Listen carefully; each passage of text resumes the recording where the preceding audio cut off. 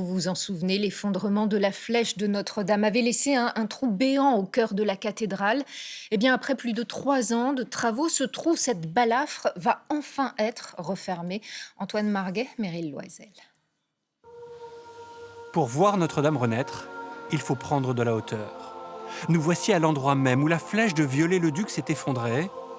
À la croisée des transepts, ces cintres de bois vont permettre de reconstruire les voûtes gothiques.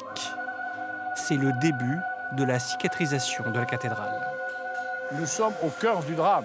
C'est par ici que tout le monde se souvient des images de la nuit du 15 au 16, où on voyait cette pluie de plomb qui tombait, ces morceaux de bois en flammes de la charpente, tout tombait ici. Eh bien voilà, nous voyons maintenant, nous sentons que maintenant nous arrivons à la phase où nous allons refermer tout ça. À 30 mètres de hauteur, c'est là aussi que la reconstruction de la flèche de Notre-Dame se joue. Un défi pour Didier Cuizet. Avec ses compagnons, il a dû imaginer un échafaudage de 600 tonnes et qui va monter à 100 mètres de haut. Il a fallu positionner la flèche précisément.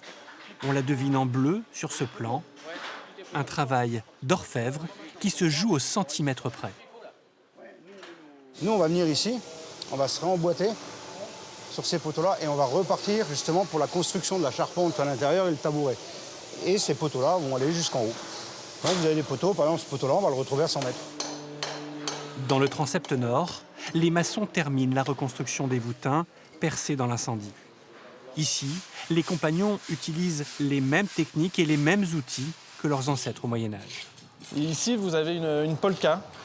C'est un outil avec 2 tranchants, et là, avec la particularité d'être des tranchants sont perpendiculaires. Et sur un des tranchants, il y a des dents qui sont marquées pour nous donner un aspect de taille qu'on appelle brettelé. Prélevées dans une carrière de l'Oise, ces pierres ocre vont blanchir en séchant pour être de la même couleur que celles posées au XIIe siècle. Une bonne restauration est une restauration qui ne se voit pas. Je compare souvent la Joconde à Notre-Dame.